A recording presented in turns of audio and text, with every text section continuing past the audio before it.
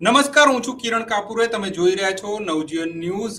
વડાપ્રધાન નરેન્દ્ર મોદીએ સોનું ન ખરીદવાની સલાહ આપી છે પ્રજાને, અને સાથે સાથે તેમણે અનેક વાતો કરી છે કે વર્ક ફ્રોમ હોમ થવું જોઈએ, અને સાથે જે કાફલો છે એ પણ ઘટવો જોઈએ, અને એમણે પોતે પણ કાફલો ઘટાડ્યો છે. પણ આજે આપણે જે વાત કરવાની છે એ ખાસ સોના સંબંધિત વાત કરવાની છે. રૂપિયાનું જે અવમૂલ્યન થઈ રહ્યું છે તેની વાત કરવાની છે, ને એ માટે નવજીવન ન્યૂઝમાં સતત શેર બજાર વિશે લખતા ઇબ્રાહિમ પટેલ આપણી સાથે જોડાયા છે. તેમનો ખાસો અભ્યાસ છે આ વિશે, શેર બજાર વિશે, અને સોનાની જે વધઘટ થઈ રહી છે અત્યારે માર્કેટમાં તે વિશે ઇબ્રાહિમભાઈ આપણે સાથે વાત કરશે. ઇબ્રાહિમ, સૌથી પહેલા તો સવાલ એ છે કે રૂપિયાનું મૂલ્ય ઘટી રહ્યું છે ત્યારે હવે સૌથી જે અગત્યનું છે કે નાના રોકાણકારો એમને માટે કયા કયા વિકલ્પ રહે છે, એ ક્યાં પૈસાનું રોકાણ કરી શકે છે, એ વિશે તમે શું કહેશો? નમસ્તે દોસ્તો. હા, તમને બધાને મોંઘવારીના અંદર વ્યવસ્થિત રીતે જીવન જીવવા મળે એવી શુભકામનાઓ. પહેલી વાત એ કે શેર બજાર કરતા હું કોમોડિટી બજારનો રિપોર્ટર વધુ છું, અને નવજીવનના મારા વાચકો મારા સાથે પરિચિત છે. મારી કોમોડિટી બજારની રિસર્ચ રિપોર્ટ હું અહીંયા મૂકતો હોઉં છું, તો મારા વાચકો અને મારા વ્યુઅર બધા મને જાણે છે, સારી રીતે જાણે છે. તો મારા પરિચયની બહુ મોટી જરૂર નથી. સૌથી મોટી વાત, પહેલી વાત હું કહી દઉં કે હું લાંબા ગાળાનો સોના ચાંદી બજારમાં રોકાણકાર છું. અહીં હું કોઈને આ લ્યો કે આ વેચો એવી કોઈ સલાહ આપવા આવ્યો નથી. બીજી વાત એ કે હું જે કઈ વાત કરીશ એ વાત મારા રિસર્ચ બેઝ પર રહેશે. મારા મતો સરકારના મતો ભિન્ન હોઈ શકે, મારા મતો અને મારા વ્યુઅરના મતો ભિન્ન હોઈ શકે, કાંઈ વાંધો નહીં.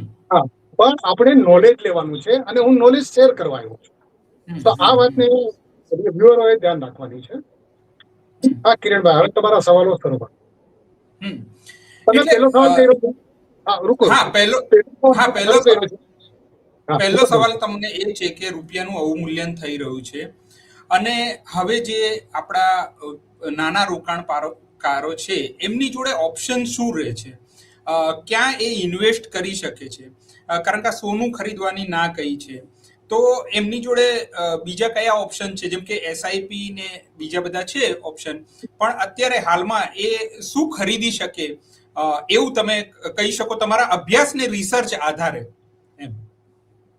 સૌથી પહેલા તો મારે મારી સરકારને એવી વિનંતી કરવાની છે કે સરકારે આવી કોઈ જાહેરાત કરતા પહેલા નાગરિકોને હવે પછીના સ્ટેપ શું લેવાના છે, અથવા તો અમે જે કઈ જાહેરાત કરીએ છીએ એના પાછળની ભાવનાઓ અને એના પાછળના જે કઈ મુદ્દાઓ છે એ નાગરિકોને પહેલા સમજાવવા જોઈએ. તે સમજાવવા વગર આ પરિસ્થિતિને વડાપ્રધાને આપણા સામે મૂકી દીધી. એકદમ શું આવ્યું કે વડાપ્રધાને સોનું નહીં ખરીદવાની જાહેરાત કરી, એના કારણે 6% ઇન્વેસ્ટમેન્ટ સોનામાં વધી ગયું. અચ્છા. હવે આ વધ્યું શું કામ? શું કામ વધ્યું? હવે એ એટલા માટે વધ્યું કે રોકાણકારોને પોતાનો રૂપિયો બચાવવા માટે થઈને કોઈ ઉપાય નથી. પોતાની બચતનું મૂલ્યાંકન જાળવી રાખવા માટેના કોઈ વિકલ્પો નથી. અત્યારે આપણી પાસે નથી, આપણા નાગરિકો પાસે નથી. હવે આ 6% ખરીદી ક્યાં વધી, કેમ વધી, એના વિશે આપણે થોડીક વાત કરીએ. કે 6% ખરીદી વધી ETF અને મ્યુચ્યુઅલ ફંડના અંદર. 6% એટલે બહુ મોટી વાત કહેવાય. એક જ દિવસમાં 6% વધી ગયા. આની સાથે જ્વેલરો હજી અસમંજસમાં છે કે આનો ઉપાય શું કરવો. જ્વેલરો શું એમ કહે છે કે રાષ્ટ્રભક્તની ખાતર આ બધી વસ્તુઓ બરાબર છે, પણ હું જ્વેલરોને એમ કહેવા માંગુ છું કે તમે સરકારને એવો કોઈ વિકલ્પ કેમ સજેસ્ટ નથી કરતા કે જેના કારણે તમારો બિઝનેસ પણ જળવાઈ રહે અને સાથે સાથે બુલિયન બજારના અંદર જે આ ચાલુ રહે અને સાથે ઇમ્પોર્ટ ઘટે. હવે આમ કોઈ વિકલ્પો તમે આપતા નથી કસ્ટમરને આપતા નથી, નાગરિકોને આપતા, અને તમે જે વાતો કરો છો એ પણ વાજબી નથી. ભાવ સારા એવા વધી ગયાને કારણે છેલ્લા 6-8 મહિનામાં ભાવ વધી જવાને કારણે 20% ડિમાન્ડ જ્વેલરીમાં ઘટી ગઈ છે. હમ હમ અને સરકારે આ જાહેરાત કરી તો તહેવારોની સિઝનના અંદર 10% બીજી જ્વેલરી માંગ ઘટશે. હમ સામાન્ય રીતે આ ઋતુગત અથવા તો તહેવારિક માંગનો ઉત્સવના દિવસો હોય છે. એમાં જો તમારા સોના ચાંદીના ઘરેણાની માંગ ઘટે તો આખું અર્થતંત્ર છે, જ્વેલરી બજાર અથવા તો બુલિયન બજારનું અર્થતંત્ર બહુ મુશ્કેલીમાં મુકાવાની શક્યતાઓ છે. એટલે સરકારને એવી સલાહ આપવી જોઈએ કે નાગરિકોના ઘરમાં જે કંઈ પડેલું સોનું છે એ બેંકમાં જમા કરાવો. બેંકમાં જમા કરાવ્યા પછીથી એના સામે લોન લો અને લોન લીધા પછીથી તમારા જે ખર્ચાઓ છે એને સેટ કરો. બરાબર છે. અત્યારે તમે તમારી બચત છે એ ક્યાંય રોકાણ કરવાને લાયક નથી. તમારા ઘરમાં સોનું આમને પડ્યું છે. સરકાર ઈચ્છે છે કે આ સોનું બજારમાં પાછું આવે. આપણે લગભગ 25 થી 30 હજાર ટન સોનાના ડુંગર ઉપર બેઠા છીએ. તેમ છતાં આપણું અર્થવ્યવસ્થાની અંદર 3જા નંબરની આયાત જે છે એ સોનાની છે, સોના અને ચાંદીની છે. 1લા નંબરની આયાત છે ક્રૂડ ઓઇલની, 2જા નંબરની આયાત છે ખાદ્ય તેલો અને 3જા નંબરની સોના ચાંદીમાં છે. તમને આશ્ચર્ય થશે કે ખાદ્ય તેલની આયાત આટલી બધી. આપણે તો કૃષિ પ્રધાન દેશ છીએ, તો આવું કેમ થવું જોઈએ? તો આ એવું થયું છે, આવું એટલા માટે થયું છે કે આપણા જે તેલીબિયા ઉત્પાદક ખેડૂતો છે એમના માટેની જે વ્યવસ્થાઓ, લાંબા ગાળાની વ્યવસ્થાઓ થવી જોઈએ એ વ્યવસ્થાઓ થઈ નથી. અને નરેન્દ્ર મોદી સાહેબે 2 દિવસ પહેલા આવીને કહી દીધું કે ખાતરનો ઉપયોગ ઘટાડવાનો છે. થોડીક હું આડ વાત એટલા માટે કરું છું કે તમને અર્થતંત્રની, રૂપિયાની, તમારી બચતની, બધાની વ્યવસ્થાઓનો હવે શું થવાનો છે એનો તમને ખ્યાલ આવે. એટલે આપણે થોડી આડ વાત પણ કરશું આનંદ. ના, આ ચોક્કસ જ કરો. ચોક્કસ જ કરો વાત. વડાપ્રધાને એમ કહ્યું કે તમારે ખાતરનો ઉપયોગ ઘટાડવાનો છે. ઓકે, હવે ખાતરનો ઉપયોગ ઘટાડીને જો તમે જૈવિક ખાતર ખેતીમાં જાઓ છો તો જૈવિક ખેતીનું ઉત્પાદન સીધું 25 થી 30% નીચે આવી જાય છે. હવે આપણે સોયાબીનની વાત લઈએ. જો સોયાબીનને તમે ખાતર આપો તો 1 એકરના અંદર જે ઉત્પાદન થતું હોય એ જ ઉત્પાદન જો તમે જૈવિક ખેતીના અંદર કરવા જાઓ તો એનું સીધું 25% ઉત્પાદન ઘટી જાય. તો 25% ઉત્પાદન ઘટી જાય એ સંજોગોના અંદર ખેડૂતોને 25% કે 50% ભાવ વધુ મળવાના નથી. કારણ કે ભારતના અંદર જૈવિક ખેતીની જે ડિમાન્ડ હતી, જૈવિક ખેતીના ઉત્પાદનોની જે માંગ હતી એ માંગ હવે રહી નથી.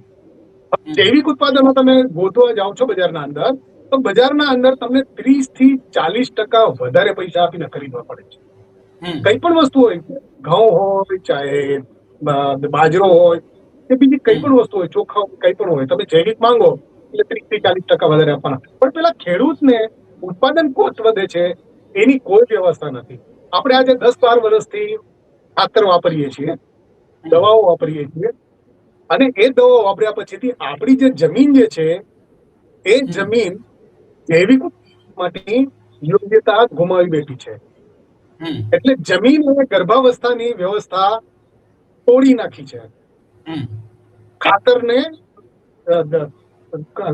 કુદરતી ખાતર વાપરવાથી જમીનની જે કુદરતી ફળદ્રુપતા હોય એ લગભગ ખતમ થઈ ગઈ છે.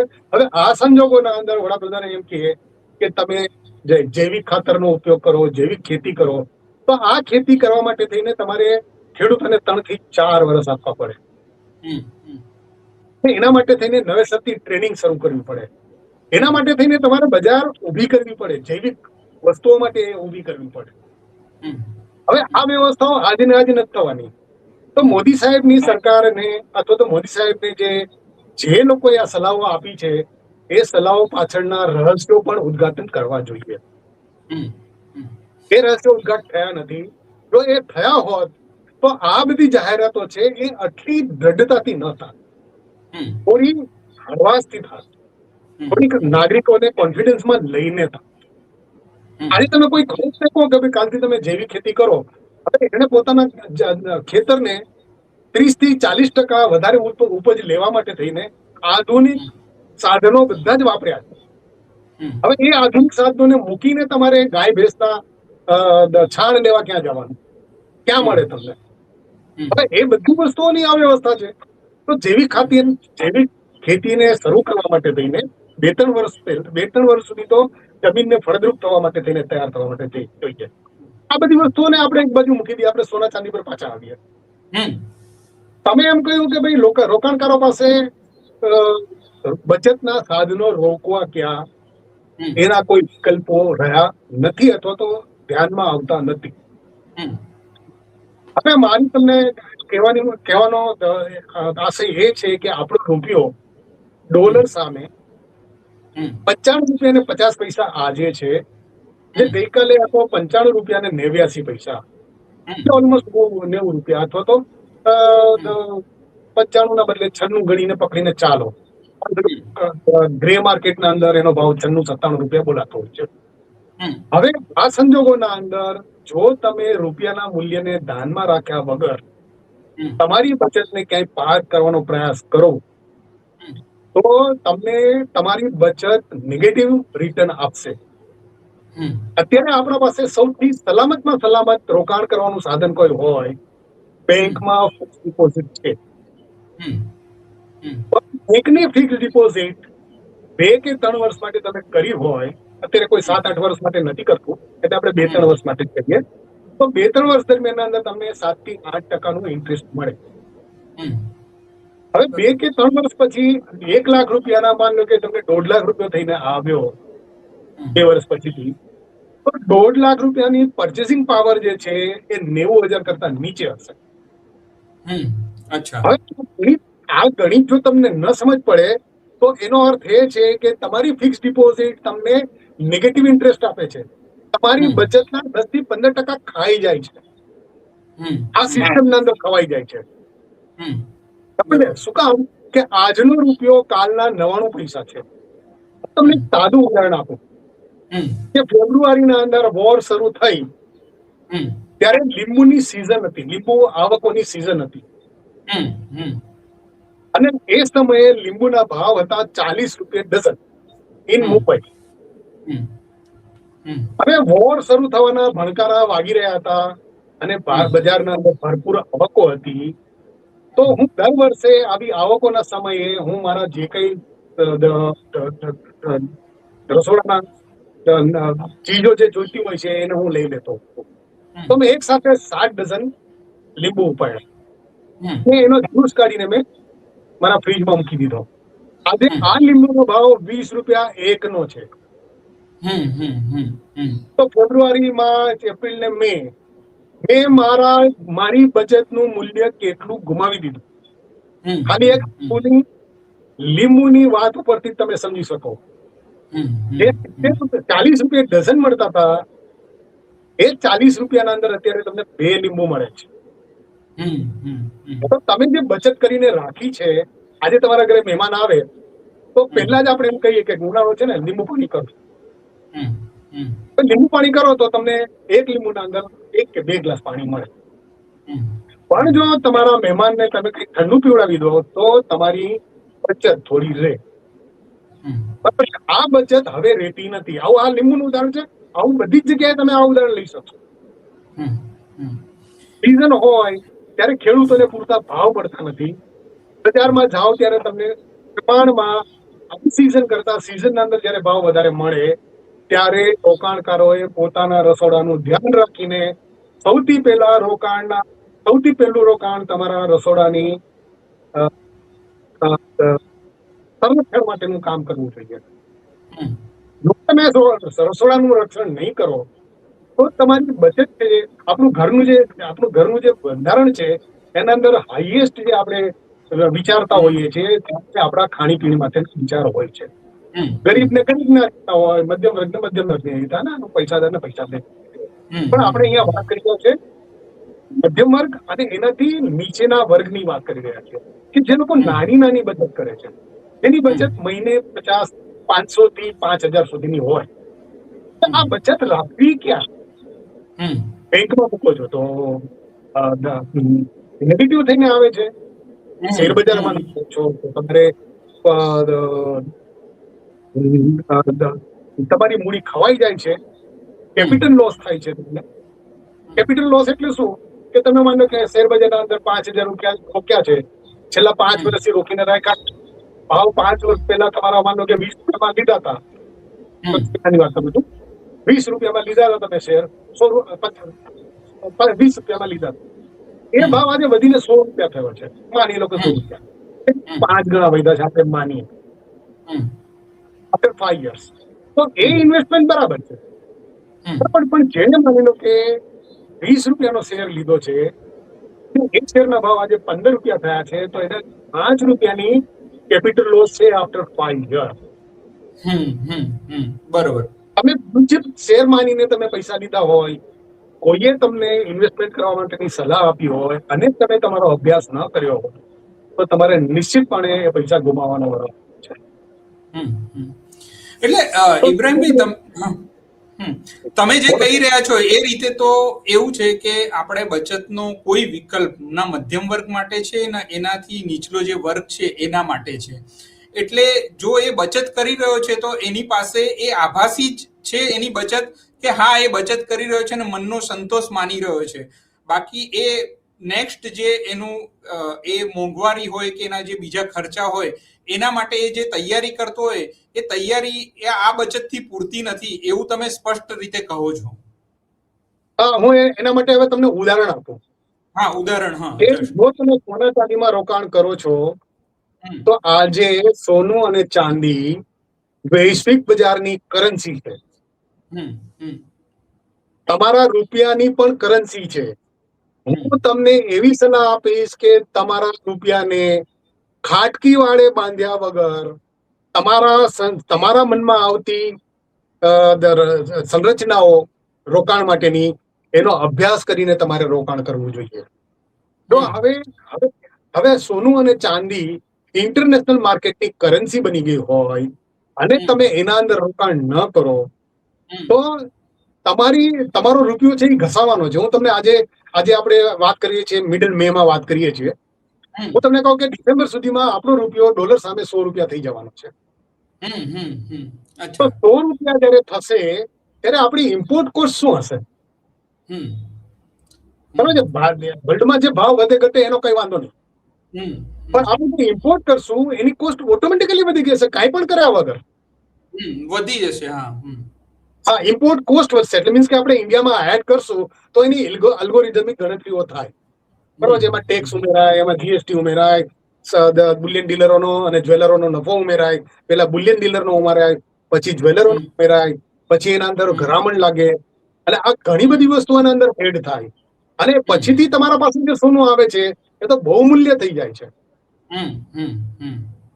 હવે નરેન્દ્ર મોદી સાહેબે જે જાહેરાત કરી, બરાબર છે, અને જે લોકોને ગણતરી હતી તો એ લોકોએ શું કર્યું કે પોતાની બચતનું વેલ્યુએશન વધારવા માટે થઈને સીધા મ્યુચ્યુઅલ ફંડ, ETF અને MCX ના અંદર દોડ્યા. જ્વેલરો એમ કે છે કે ભાઈ અમે અમારા ત્યાં કસ્ટમરો આવે છે, આ બોલે છે જ્વેલરો કે અમારે ત્યાં કસ્ટમર આવે છે એને એમ કહીએ છે કે તમે જ્વેલરી ઓછી ખરીદો, તો જ્વેલરો પોતાના પગ ઉપર કુહાડો મારી રહ્યા છે. કેમ કહી શકે? આ ખાલી બોલવા પૂરતી વાત છે, રિયાલિટીમાં આવું શક્ય નથી. તમે એક ધંધો લઈને બેઠા છો, બરાબર છે. મેં અમદાવાદના ગઈકાલે 2-3 પેલા ડીલરોને મેં સાંભળ્યા, 2-3 ડીલરોને મેં સાંભળ્યા. એ લોકો એમ કહે છે કે અમે અમારા કસ્ટમરોને ભારતની અર્થવ્યવસ્થા બચાવવા માટે તેને અમે રિક્વેસ્ટ કરીને એમ કહીએ છીએ કે તમે જૂનું સોનું લાવો અને પરચેસ કરો, નવું પરચેસ ન કરો. તો મારા વાચકો, મારા વ્યુઅરોને સલાહ છે કે તમારે જ્વેલરીના અંદર રોકાણ કરો છો ત્યારે સોનાનો ઓરિજિનલ ભાવ અને જ્વેલરી વચ્ચેનો જે ડિફરન્સ છે એ ડિફરન્સ વચ્ચે કેટલા ટકાનો ફરક આવે છે અને તમે કેટલા ટકા વધુ ભાવથી તમારી જ્વેલરી પરચેસ કરો છો, જો એનું કાઉન્ટિંગ નહીં કરો તો તમારે સૌથી પહેલા જ્વેલરો માટે કમાવા જવું પડશે. યાદ રાખો. બરોબર. કારણ કે તમે જે જ્વેલરી ખરીદો છો એ સોનાના ઓરિજિનલ ભાવથી 30 થી 33% વધુ હોય છે. હમ હમ હમ આ ગણતરી આપણે આપણે આપણે આપણે આપણે ભારતીય લોકો સાંસ્કૃતિક લોકો છીએ. સોનાનો આપણે બહુ મોહ રાખીએ છીએ, પણ આવી ગણતરી હવે કરવી જરૂરી થઈ ગઈ છે. તો કામ જરૂરી થઈ ગઈ છે કે સૌથી પહેલા તો જ્વેલર જ્યાંથી માલ લાવશે એ લીઝ રેટ ઉપર માલ લઈ આવશે, ઉધાર માલ લઈ આવશે બેંકમાંથી અથવા તો મોટી ડીલર પાસેથી. તો એને લીઝ ચાલતા લીઝ રેટ હોય, અત્યારે લગભગ 2.5 થી 3% લીઝ રેટ ચાલે છે. એટલે એને રેન્ટ ફી ખરીદવાનું છે અને એ વેચાયા પછી એ સોનું પાછું આપવું હોય તો સોનું, અને નહીં તો પછી એટલે રૂપિયા એને પાછા આપવાના છે. તો સૌથી પહેલા લીઝ રેટનો 1% થી 2% છે એ જ્વેલરે ચૂકવવાનો છે. જ્વેલરે ચૂકવા પછીથી જ્વેલર એ સોનાને પોતાના ગ્રાહકોની આવશ્યકતાઓ અને જરૂરિયાત પ્રમાણેનો દાગીનો ઘડવા માટે થઈને કારીગરને આપશે. કારીગર એ સોનામાંથી પોતાનું જીવન નિર્વાહ કરવા માટે થઈને જે સોનું આવ્યું હશે એ સોનાના અંદરથી કંઈક ઝીણું ઝીણું ઝીણું ઝીણું કાતરી કાઢશે. બરોબર. એના વગર એનું જીવન ચાલવાનું નથી. હવે હવે એને માન લો કે બુલિયન ડીલરે એમ કીધું હોય કે ભાઈ આ 22 કેરેટનો દાગીનો બનાવવાનો છે, તો એ તમને 22 કેરેટનો બનાવી આપશે. પણ એના અંદર જે જોઈન્ટ છે, આ છે, તે છે, એના કાસ કટર છે, કાસ કતર છે બધી, એ કોઈ ધ્યાનમાં લેવામાં નહીં આવે. પણ તમારા સામે જયારે વજનમાં મૂકવામાં આવશે ત્યારે વજનથી ગણવામાં આવશે. ત્યારે એના અંદર જે કાસ કતર છે એ પણ એના અંદર એડ થઈ ગઈ. એના તમને સોનાના ભાવ આપવાના છે. 22 કેરેટ સોનાનું તમે લઈને રાખ્યું છે તમારા ઘરમાં, તમારા પાસે બિલ નહીં હોય. આજે મોટા ભાગના લોકો પાસે બિલ નથી હોતા. આ સોનું લઈને જ્વેલર પાસે જાઓ, જ્વેલર પાસે જાઓ તો જ્વેલર અચૂક તમને કહેવાનો છે કે આ 22 કેરેટનું સોનું નથી, આ 18 કેરેટનું સોનું છે. તો પહેલા ધડાકે તમને 20% તો ત્યાં માર પડી ગયો. 18 ને 4 22 કેરેટ, 24 કેરેટ સોનાનો ભાવ હોય છે. તો 4 કેરેટ સીધા 20 કેરેટમાંથી નીકળી ગયા, 22 કેરેટમાંથી નીકળી ગયા.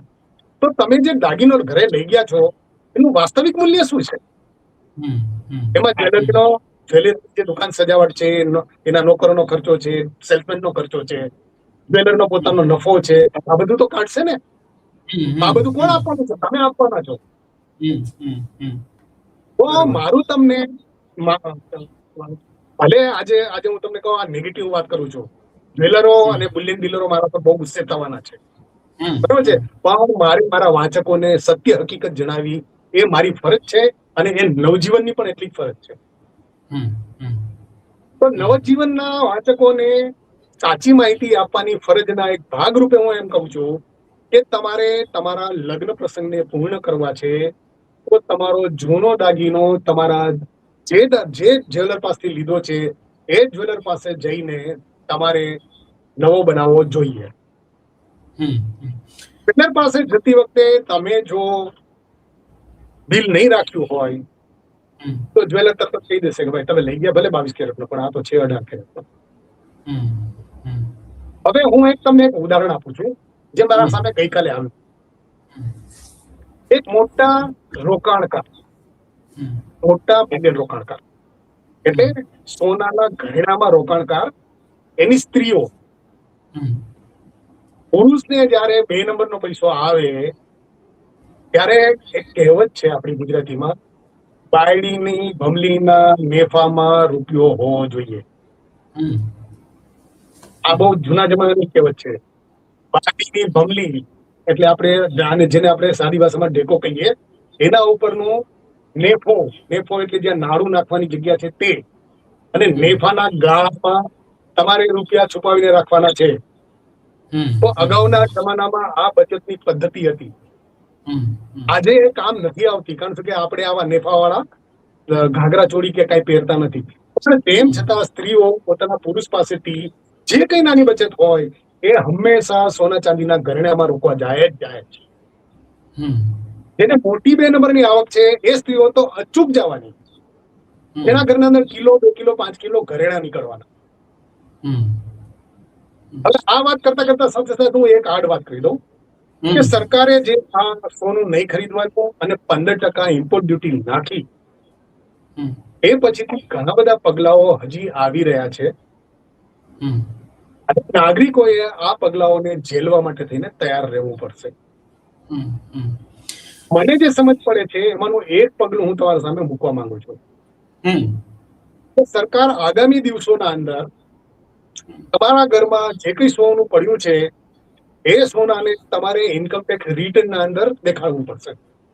ITR રિટર્ન જેને કહીએ આપણે, એના અંદર તમારે દેખાડવું પડશે અને તમને આમ મુદત આપવામાં આવશે કે આ મુદત પછીથી અમે ITR ના અંદર એને સમાવેશ નહીં કરીએ. હવે આ મુદત વીતી ગયા પછીથી તમારા પાસે તમે માનો કે ITR માં ન દેખાયું સોનું અને નીકળીને વેચવા ગયા તમે, તો એ સોનું દાણચોરીનું ગણવામાં આવશે. બરોબર. અને તમે જે બુલિયન ડીલરને વેચવા જાશો એ બુલિયન ડીલરને કમ્પલ્સન હશે કે એ સોના ઉપર 40% ડ્યુટી વધારે, ટેક્સ વધારે લેવો. વેલર તમને બિલ આપશે તમે વેચ્યું એનું, અને એના અંદર તમારો પેન કાર્ડ નંબર લખશે, તમને આ બિલ આપ્યું વેચ્યું એનું.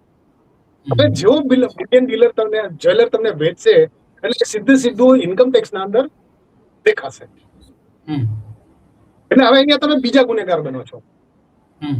પહેલું તમે જે સોનું લાવ્યા તમે વેચ્યું એ દાણચોરીનું સોનું ગણાઈ ગયું એટલે 40%. પછી આ 2 નંબરની આવક છે એ તમે 100 કરો છો તો એના પર 120% જેટલું દંડ છે. એ કોણ ભરશે? તો મારા વાચકોને, મારા વ્યુઅરોને સલાહ છે કે જે કઈ સોના ચાંદીમાં વ્યવહાર કરે એ વ્હાઈટ પૈસામાં કરે, બ્લેક પૈસામાં ન કરે. જેમના પાસે બ્લેકમાં નહીં પડ્યા છે અથવા તો જેમના પાસે બ્લેક સોના ચાંદી પડ્યા છે એ પોતાની વ્યવસ્થામાં લાગે અને એને વ્હાઈટમાં કરીને ધીમે ધીમે કરીને પોતાના ITR માં દર્શાવે. હવે જો આ ન કરી શકતા હોય, ઇબ્રાહીમભાઈ, અહીંયા ખાલી એક સવાલ એવો છે કે યુદ્ધની વાત આવી છે એટલા માટે આ બધી સોનાને આવી રીતે જે કઈ એની ખરીદ વેચાણ છે એને એક હિસાબમાં લાવવાની વાત થઈ રહી છે કે આવું સરકાર કરવાની જ હતી? ના, એવું નથી. વાત એમ છે કે આપણી બેલેન્સ ઓફ પેમેન્ટ, જેને આપણે રિઝર્વ કહીએ, આપણે ઘરમાં જેમ બચત કરીએ ને, સરકાર પણ બચત કરતી હોય, બરોબર છે? તો બેલેન્સ ઓફ પેમેન્ટ ના અંદર આપણું રિઝર્વ 1 ફેબ્રુઆરીએ 779 અબજ ડોલરની હતી. કેટલી? 779 અબજ ડોલર. હા, ફેબ્રુઆરીના શરૂઆતના અંદર. બરોબર. હા, ઓકે. એટલે આપણે 780 અબજ ડોલર ગણો ને. હા, એટલી ગણીએ આપણે. ચાલો, એટલી આપણે ગણીએ. 780 અબજ ડોલર હતી. 1 મે જયારે આ આંકડો બહાર આવ્યો ત્યારે 690 અબજ ડોલરની એ રિઝર્વ રહી ગઈ છે. આનો અર્થ એ થયો કે સરકાર પાસે જે પૈસા હતા એ પૈસાનું અવમૂલ્યન થયું છે અથવા તો એ પૈસા ઘટી ગયા છે. એ પૈસા ઘટી શું કામ ગયા છે? એ એટલા માટે ઘટી ગયા છે કે આપણી ઇમ્પોર્ટ કોસ્ટ દરેક જગ્યાએથી વધી છે. ક્રૂડ વધી છે, ક્રૂડમાં વધી છે, ખાદ્યતેલમાં વધી છે, સોના ચાંદીના ભાવમાં વધી છે, બધામાં વધી છે. તો આપણે 40 અબજ ડોલર ફેબ્રુઆરીથી મિડલ મે દરમિયાન અંદર, 1 મે દરમિયાન અંદર ગુમાવી દીધા, લેવા દેવા વગરના. પણ આને યુદ્ધને કાંઈ લાગતું ઓળખતું નથી. ઓકે, સમજ છે? તો 40 અબજ ડોલર ગુમાવી દીધા એટલે 10% જેટલું આપણું વિદેશી હુંડિયામણ અનામત 10% જેટલી ઘટી ગઈ. હવે આ રીતે તમે તમારા ઘરને વાત કરો તો ફેબ્રુઆરીમાં તમારા પાસે જે રૂપિયો હતો એ રૂપિયો ઓટોમેટિકલી 10% ઘટીને આજે 1 રૂપિયાનો ભાવ 90 પૈસા થઈ ગયો ગણાય. બરોબર. જો તમે એ મૂલ્યને સાચવવું હોય તો એ મૂલ્યને તમારે અત્યારે એટ ધ મોસ્ટ, તમે પહેલો ક્વેશ્ચન જે મને કર્યો હતો કે રોકાણકારો ક્યાં રોકાણ કરવું જોઈએ, તો નરેન્દ્ર મોદી સાહેબે ભલે આવી સલાહ આપી હોય, તેમ છતાં હું તમારા મૂલ્યના રક્ષણ માટે થઈને એક સલાહ આપું છું કે તમારે સોના ચાંદીમાં જ રોકાણ કરવું જોઈએ. હવે સોના ચાંદીના રોકાણ કરતી વખતે થઈને ઇમ્પોર્ટ ન વધે એ માટે થઈને પણ તમારે વિચાર કરવાનો છે. હમ હમ હમ હમ આ વિચારને કઈ રીતે પરિવર્તન કરવું એના માટે થઈને પણ લોકોએ વિચારવું પડશે. તો આનો સીધો રસ્તો છે gold ETF, silver ETF, gold mutual fund અને સિલ્વર મ્યુચ્યુઅલ. આમાં તમે એસઆઈપી પણ કરી શકો છો. 500 રૂપિયાથી એસઆઈપી થઈ શકે છે. અને ઇન્ટરનેશનલ માર્કેટના અંદર સોનાના ભાવ વધે તો આ તમારી એસઆઈપી ના ભાવ એના મનથી સ્ટેબલ થઈને એનું લેવલિંગ કરે. હવે હું તમને એક સાદું ઉદાહરણ આપું. મોદી સાહેબે 12 કે 13 મે આ જાહેરાત કરી. ત્યારે ઇન્ટરનેશનલ માર્કેટના અંદર 12 મે ભાવ હતો, સોનાનો ભાવ હતો $4,770 પ્રતિ આઉન્સ. 1 આઉન્સ એટલે 31.1034 ગ્રામ. આ વજન હું ફરીથી છું, જે બધાએ ધ્યાન રાખવાનું છે. 1 આઉન્સ એટલે 31.1034 ગ્રામ. 2.5 તોલા એવો કોઈ અંદાજ બાંધવાનો નથી. તમારે 31 ગ્રામ, 31.10 ગ્રામ ગણવાના છે. મેં 4 ડેસિમલ સુધીના ગણતરી કરી છે, બરાબર છે. તો આ ગણતરીના આધારે આપણી ઇમ્પોર્ટ કોસ્ટ ઘટવી જોઈએ. આજે ભાવ છે 4,690. અચ્છા. આ એટલા માટે થયું કે ભારતના અંદરથી એક તો ઇમ્પોર્ટ ઘટાડવા માટેની વ્યવસ્થાઓ ગોઠવવાની શરૂ થઈ, અને બીજું 15% ડ્યુટી નાખવામાં આવી. તો આ બેની ઇમ્પેક્ટ જે આવી એ આજે બુલિયનના ઇન્ટરનેશનલ માર્કેટમાં આવી છે. કારણ કે ઇન્ટરનેશનલ માર્કેટના અંદર ભારત બહુ મોટો આયાતકાર દેશ છે. હવે આ આયાતકાર દેશ જો પોતાની આયાત બંધ કરી દે અથવા તો ઓછી કરી નાખે તો ડેફિનેટલી ઇન્ટરનેશનલ માર્કેટના અંદર એની અસર પડવાની છે. આપણે ભારત 750 થી 780 ટન સોનાની આયાત કરે છે વાર્ષિક. વાર્ષિક આ આયાત જો બંધ થઈ જાય અથવા તો સોનાની ખરીદી, ફિઝિકલ ખરીદી ઇન્ટરનેશનલ માર્કેટમાંથી બંધ થઈ જાય તો પરિસ્થિતિ શું થાય? તો જે અસર 6 મહિના પછી આવવાની છે એ અસર આજે આવવાની શરૂ થઈ ગઈ. તો આપણી ભારતની જે ઇમ્પોર્ટ ડ્યુટી વધારી અને સોનું ન ખરીદવાની જે સલાહ આપવામાં આવી, એ બંને સમાચાર ઇન્ટરનેશનલ માર્કેટના અંદર ભાવ ઘટીને ડિસ્કાઉન્ટ થયા. પણ ભારતના અંદર શું થયું?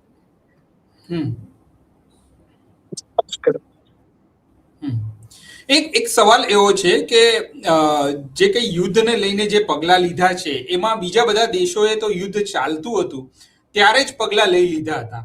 એટલે એમાં ઘણા બધા એશિયાઈ દેશો પણ છે. પણ આપણે એમાં કેમ મોડું થયું આટલું? અને એક પહેલા આ સવાલનો જવાબ કે આટલું મોડું આપણે કેમ કર્યું કે આવા પગલા લેવામાં, જે ખરેખર યુદ્ધ દરમિયાન જ લઈ લેવા જોઈતા હતા? હવે આનું મેઇન કારણ છે કે આપણે 5 રાજ્યોના ઇલેક્શન મોડમાં હતા. ઓકે. ઇલેક્શન મોડના અંદર સત્તાધારક પાર્ટી કોઈ રીતે પોતાનો મતદારોને ગુમાવવા તૈયાર ન હોય, ઓબ્વિયસ છે, બરાબર છે. પણ એના અંદર મર્યાદા હોવી જોઈએ. જે મર્યાદાઓ જાળવવામાં વર્તમાન સરકાર નિષ્ફળ ગઈ છે.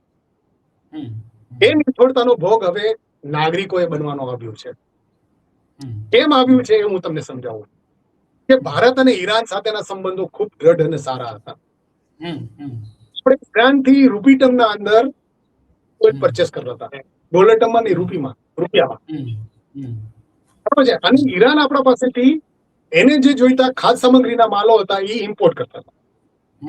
પછી એમાંથી જે પૈસા બચી જતા હતા એ ઇમ્પોર્ટ, એ રૂપિયા જે છે એ રૂપિયા ઈરાન વાપરતું નહોતું, એ ભારતમાં જ રાખી મૂકતું હતું.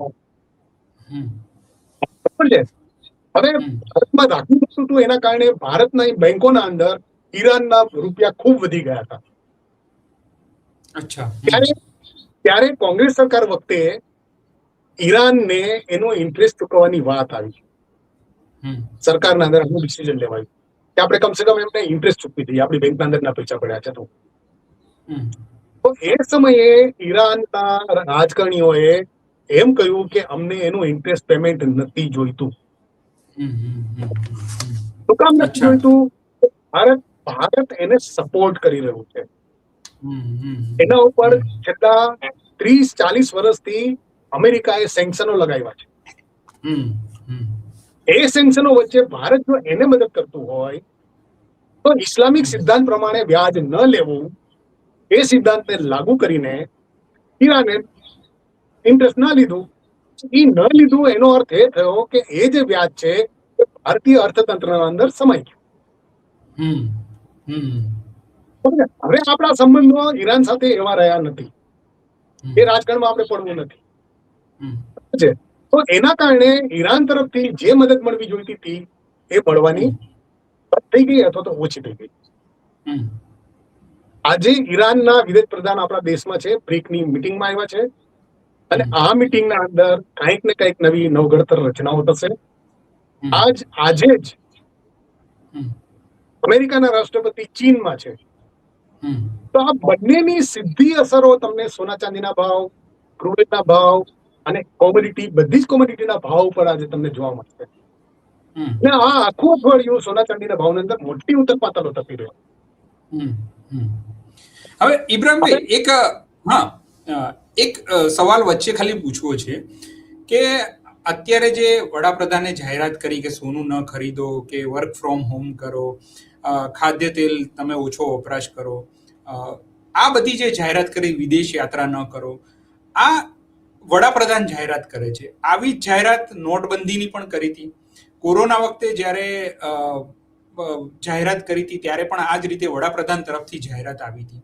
એટલે માઇક્રો લેવલ પર નીચે પ્લાનિંગ નથી થતું અને સીધા વડાપ્રધાન જ્યારે જાહેરાત કરે છે તો એની માર્કેટ પર જે રીતના એમાં બધી અરાજકતા ફેલાય છે, આ તો ઓબ્વિયસલી સરકાર જાણતી હોય, તેમ છતાં આવી રીતના વડાપ્રધાન ટીવી પર આવીને કાં તો કોઈ સભામાં આવી રીતે જાહેરાત કરે છે ત્યારે માર્કેટના લોકો જે છે, જે આમ મજબૂત પણ છે, વેપારીઓ હોય, ઉદ્યોગ ગૃહો હોય, તો એ કેમ કશું રજૂઆત નથી કરતા? એ સવાલ છે મારો. સૌથી પહેલા તો વિરોધ પક્ષો આના માટે જવાબદાર છે. વિરોધ પક્ષો જો મજબૂત હોત તો નરેન્દ્ર મોદીને આવી જાહેરાત કરતા પહેલા સંસદના અંદર બધાને કોન્ફિડન્સમાં લેવા પડતે. ઓકે. આપણા વિરોધ પક્ષો જાગૃત નથી. આપણા વિરોધ પક્ષો ઇલેક્શનના અંદર એટલા જ ઇન્વોલ્વ થઈ ગયા હતા જેટલા સત્તાધારક પક્ષો છે. તો એ જે ગેપ આવ્યો આખો કે રાષ્ટ્રને સાચું માર્ગદર્શન આપવાનું હતું, એ માર્ગદર્શન સાંભળવાનું કોઈ હતું જ નહીં. સિંગાપુરના વડાપ્રધાન પોતાના નાગરિકોને એમ કહે છે કે આખી દુનિયાના અંદર પશ્ચિમ એશિયાના દેશની લડાઈને લીધે આર્થિક મુશ્કેલીઓ શરૂ થઈ છે, સિંગાપુરમાં પણ શરૂ થઈ ગઈ છે. તો હું સિંગાપુરના નાગરિકોને વિનંતી કરું છું કે આપણી આર્થિક વ્યવસ્થાને ધ્યાનમાં રાખીને તમે તમારા ખર્ચા અને તમારો વ્યવહાર સંભાળજો. આવી અપીલ કરે છે 2 દિવસ પહેલા. ત્યારે આપણે તો સીધું નાગરિકો ઉપર જવાબદારી નાખી દીધી. હા, તો મારું કહેવાનું એમ છે કે આપણા રાજકારણીઓ ઇલેક્શન મોડમાં હોય અને મતદાન સિવાય કોઈ જાતની વ્યવસ્થામાં માનતું નથી, એવા નિર્ણય પર હું આવ્યો છું. નાગરિકોની પરિસ્થિતિ શું થાય છે, પડશે એવી દેવા સેમ કરીને માની લેવામાં આવે છે. એની કોઈ આગોતરી વ્યવસ્થા કરવામાં આવતી નથી. રૂપિયો 500 રૂપિયાની નોટ બંધ કરી પછીથી શું વ્યવસ્થા, પછીથી શું હાલત નાગરિકોની થઈ છે એ આપણે બધા જાણીએ છીએ, એની વાત નથી કરી. એ પછીથી સરકારે 2000 રૂપિયાની નોટ બહાર પાડી. એ 2000 રૂપિયાની નોટ ગઈ ક્યાં? તો એ 2000 રૂપિયાની નોટ છે એ અર્થતંત્રના અંદર એટલું બધું કાળું નાણું ઉભું કરી ગયું કે સરકારને તો પસ્તાવો થયો કે ભાઈ આનું કરવું શું. કાળું નાણું ઉભું થઈ ગયું. 2000 ની નોટ છાપી, 500 ના બદલે 2000. આજે હું તમને કહું, વર્લ્ડના અંદર કોઈ પણ તમે દેશ જોઈ લ્યો, આપણે એક અમેરિકાનું ઉદાહરણ લઈએ કે અમેરિકાની $100 કરતા વધારેની કરન્સી નોટ જોઈ છે? નથી. બરાબર છે. તો અમેરિકા $100 કરતા વધારે માનો કે જેને ખર્ચ કરવો છે, બરાબર છે, એ અમેરિકા એ લોકોને પ્રોમિસરી નોટ થી પરચેસિંગ કરવાનું કે માનો કે 5000 કરવો છે તો તમારે પ્રોમિસરી નોટ થી કરવું પડે. બરાબર છે. એ એક વ્યવસ્થા છે એ લોકોની. હવે એની સામે આપણે ત્યાં 500 અને 2000 ની નોટ પ્રવર્તી હોય તો ભ્રષ્ટાચાર, કાળું નાણું, આ બધાને નાથશે કોણ? હવે હું તમને કહું કે 2000 ની નોટ આવી તો કેટલી બધી નોટો નેપાળ જતી રહી છે અને નેપાળ પાસે હજી ઘણી બધી નોટો છે. નેપાળ સાથેનો આપણો વ્યવહાર રૂપીટમનો હતો અને આપણે નેપાળ પાસેથી એ પૈસા પાછા લેતા હતા જયારે આવું થાય ને ત્યારે. પણ જયારે નોટબંધી કરી અને રિઝર્વ બેન્કે 2000 ની નોટ લેવાનું બંધ કર્યું, ચલણમાંથી કાઢી મૂકી, ત્યારે નેપાળ પાસે એ પૈસા એમને એમ રહી ગયા અને એનો ઝઘડો આજે પણ ચાલે છે. નેપાળ કહે છે કે તમારા નાગરિકો આવીને અમારે ત્યાં ખર્ચો કર્યો છે એના તમે અમને રિટર્ન આપો, પણ એ પોઝિશન બનતી નથી. તો આવા ઘણા બધા ઝમેલાઓ થાય છે, સમજ્યા કે નહીં? તો આપણે જે નિર્ણયો લઈએ છીએ હવે, આપણું જે રાજકારણ છે એ અપરિપક્વતાની ગર્તામાં જઈ રહ્યું છે. એના પાછળનું કારણ છે કે જે આઝાદ દેશ, જે સ્વતંત્ર દેશ પોતાના નાગરિકો પોતાની આઝાદીને સમજી ન શકે એમના માટે થઈને આ સંજોગો ડેફિનેટલી નિર્માણ થવાના ને થવાના. અમે એક જ સરકારને 15 વર્ષ સુધી રાજ સોંપો તો એવું તો હિટસાઈ આવી જવાની. તમે કહેશો નહીં માને, એમને જે કરવું છે એ જ કરશે. કારણ કે 15 વર્ષથી એના પાસે સત્તા છે ને. સ્વતંત્ર ભારતનો સિદ્ધાંત એ હોવો જોઈએ કે દર 5 વર્ષે સરકાર બદલાઈ જવી જોઈએ. અમેરિકાના અંદર 8 વર્ષથી વધુ એક પ્રેસિડેન્ટને રાખી શકાતો નથી, એવી ત્યાંની લોકશાહી નિયમ છે, બંધારણ છે. તો ભારતમાં કેમ નહીં? બરોબર. આજે ભારતના અંદર બહુમતી નથી સરકાર પાસે, તેમ છતાં મજબૂત રીતે આવા નિર્ણયો લઈ શકે છે. કારણ કે ભારતને માત્ર 2 જેવા રાજ્યો છે જેને સંભાળવાના છે. તો એ 2 રાજ્યોને સંભાળતી વખતે બીજા બધા રાજ્યોનું શું થશે? એ બધા રાજ્યોએ પોતાની વ્યવસ્થા ગોઠવવાની છે. બીજેપી રાજ્ય નહીં હોય તો બીજેપી રાજ્ય પોતાની રીતે ગોઠવવાની કરવાની છે. અને બીજેપી રાજ્ય હશે તો કેન્દ્ર સરકાર જે કઈ આપશે એ લેવાનું છે, એમાં કઈ એને મચમચ કરવાની નથી. એટલે બીજી બાજુથી દરવાજા બંધ થઈ ગયા રાજ્યોનો. રાજ્યોની જે કાયદા કરવેરાની આવકો થાય છે એ કરવેરાની આવકો રિટર્ન કરવા માટેના નિશ્ચિત પ્રમાણ હોય છે. એ પ્રમાણો ગયા ક્યાં? તો આ બધી પરિસ્થિતિઓને છે ને જાણ્યા વગર જ આપણે આગળ વધીએ છીએ. અને સરકાર જો આ બાબતને ધ્યાન નહીં લે તો નાગરિકોની હાલત આથી પણ વધારે ખરાબ થવાની. અને આ ખરાબ થયા પછીથી વોટ કોને આપવો, મત કોને આપવો, એવું નવું સંશોધન કરવા માટે થઈને અત્યારથી જ વિચારવું જોઈએ. હવે છેલ્લો સવાલ ખાલી કે આપણે ઘણો સમય લીધો છે તમારો, પણ છેલ્લો સવાલ કે આમાં ચાંદી જે છે એ ક્યાં અત્યારે છે માર્કેટમાં, એ ખાલી જરા તમે ક્લેરિટીથી કહી દો, જેમ સોના વિશે તમે કીધું એમ. હા, હવે હું મારા રોકાણકારો અને મારા વ્યુઅરોને સલાહ આપું છું કે તમે સોનામાં રોકાણ કરો છો એના કરતા ચાંદીમાં વધારે રોકાણ કરો. ચાંદી અત્યારે ઇન્ટરનેશનલ માર્કેટના અંદર પણ પોતાનું સાચું મૂલ્ય દખાવતી નથી. સોનાના ભાવ, ઇન્ટરનેશનલ માર્કેટ ઇન્ટરનેશનલ ઇકોનોમીનો ફુગાવો, ઇન્ટરનેશનલ જીડીપી, આ બધાનું સાચું મૂલ્યાંકન જો ચાંદીમાં કરવું હોય સોનાના ભાવને અનુરૂપ તો $150 કરતા પ્લસ એનો ભાવ હોવો જોઈએ. આવું કહેવા માટે મારા પાસે એક કારણ છે. 4 જુલાઈએ અમેરિકાના 250મા વર્ષની કમોમેરેટ ઉજવણી થવાની છે. તો અમેરિકાએ જાન્યુઆરીના અંદર સિલ્વર ઈગલ કમોમેરેટ 1 ounce કોઈન છાપી નાખ્યા જાન્યુઆરીમાં, બરોબર છે. અને એનું બુકિંગ 26 જાન્યુઆરીથી શરૂ કર્યું. હવે ડિલિવરી ક્યારે આપશે? 4 જુલાઈએ. હા, 4 જુલાઈએ. એનો ભાવ સરકારે $172 ઠરાવ્યો છે. 1 ounce American silver eagle coin, એનો ભાવ $172 ઠરાવ્યો. કેમ ભાઈ?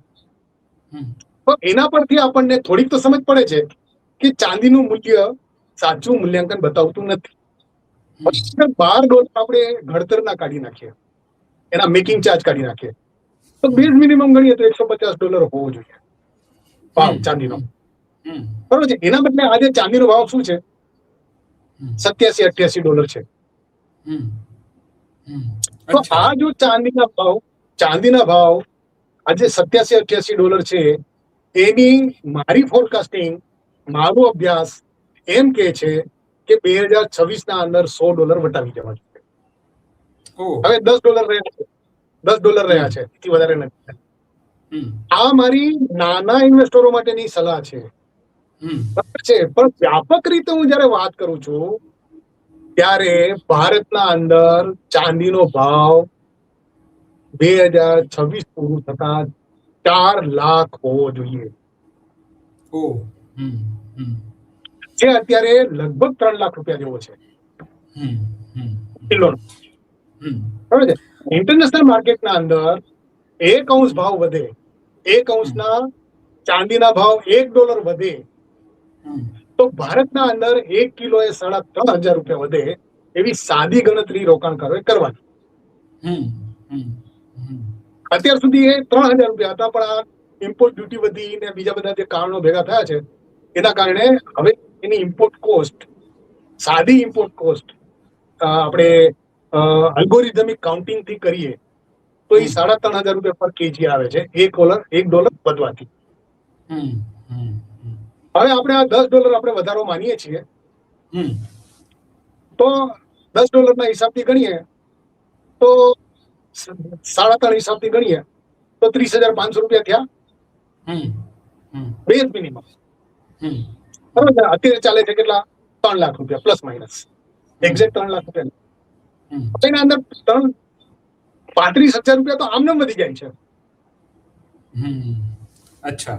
આપણે ફોરકાસ્ટિંગ કરીએ $10 પ્લસ ની, તો $3,500 તો આમને વધી જાય છે એ ફોરકાસ્ટિંગ ના આધારે. તો લોકોએ, મારી વડાપ્રધાનની વિનંતી સાથે મારી વિનંતી છે કે લોકોએ સોનું ખરીદવા કરતા ચાંદીમાં વધારે ઇન્વેસ્ટમેન્ટ કરવું જોઈએ. અને એ ઇન્વેસ્ટમેન્ટ કરવા માટે થઈને એસઆઈપી કરવી જોઈએ, મ્યુચ્યુઅલ ફંડ અને ETF ના અંદર. બરોબર. ફિઝિકલ ચાંદી તમે નહીં પરચેસ કરશો તો ચાલશે. હવે તમારા મનના અંદર એવો ખ્યાલ નહીં આવવો જોઈએ કે ભાઈ ETF અને મ્યુચ્યુઅલ ફંડ ના અંદર આપણે પરચેસ કરીએ છીએ તો એ લોકો આપણા પૈસા આમને વાપરે છે.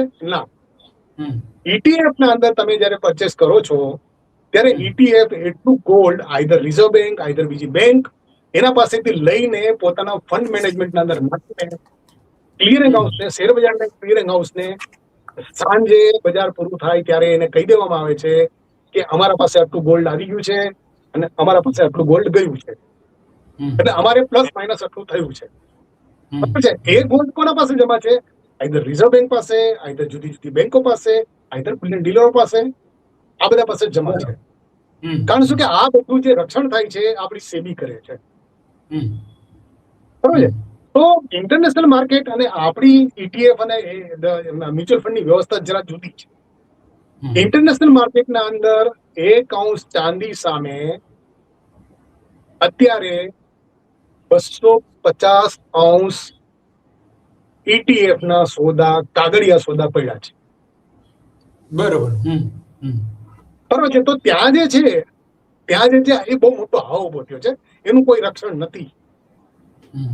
બરાબર છે. તમે ઇન્ટરનેશનલ માર્કેટના અંદર, ETF ના અંદર ને મ્યુચ્યુઅલ ફંડ ના અંદર રોકાણ કરો છો તો એનું રક્ષણ નથી. પણ જો ભારતમાં કરશો તો ભારતમાં છે રક્ષણ. ઓકે, બરોબર. હવે બેંકમાં પડેલું સોનું મ્યુચ્યુઅલ ફંડમાં અને ETF માં અંદર જાય છે તો એ ભારતમાં પડ્યું રહે છે. એની ઇમ્પોર્ટ કરવી નથી પડતી. એનું એક હાથમાંથી બીજા હાથમાં જાય છે, રૂપાંતરણ થાય છે. બરાબર છે. એટલે મોદી સાહેબે જે સલાહ આપી છે એ સલાહને આપણે 10 થી 20% વાજબી ગણીએ. 20% જ, આખી નથી કેતો. તમારે જ્વેલરી લેવી છે તો લો, તમારે બુલિયન બિસ્કિટ લેવા છે તો લો, જે લેવો હોય તે લ્યો. પણ મોદી સાહેબની સલાહને જો વાજબી રીતે માનવી હોય તો તમારે તમારી બચતને સોના અને ચાંદીમાં પાર્ક કરવી જોઈએ. ક્યાં કરવી એ તમારે ડિસિઝન લેવાનું છે. તો ઇબ્રાહીમભાઈ, ફરીથી કહું હા. છું કે હું લાંબા ગાળાનો સોના ચાંદીનો ઇન્વેસ્ટર છું. રોકાણકારોએ આ ધ્યાન રાખવાનું છે. ઓકે. ઓકે, તો ઇબ્રાહીમભાઈ, તમે અમને ઘણો સમય આપ્યો અને નવજીવનના જે દર્શકો છે તેમને બહુ જ વિગતવાર સોનાનું, ચાંદીનું જે આંતરરાષ્ટ્રીય માર્કેટ છે અને જે અહીંયાનું માર્કેટ છે એ વિશે વિગત સમજ આપીને તમે એના કારણો આપ્યા કે ક્યાં રોકાણ કરવું જોઈએ ને કેવી રીતે કરવું જોઈએ. તો તમારું નવજીવન ન્યૂઝના દર્શકોથી હું તમને ખૂબ આભાર પ્રગટ કરું છું તમારો. નવજીવન ન્યૂઝમાં આ પ્રકારની સ્ટોરીઝ અમે લાવતા રહીશું. જેમ ઇબ્રાહીમભાઈએ વાત કરી એમાં સામાન્ય લોકોની વાત હતી, નાના રોકાણકારોની વાત હતી, જે લોકો નાની નાની બચત કરે છે એમને અનુલક્ષીને એમણે પૂરી વાત એમની મૂકી છે. તો અત્યારે મને ને ઇબ્રાહીમભાઈને રજા આપશો. નમસ્કાર. નમસ્તે.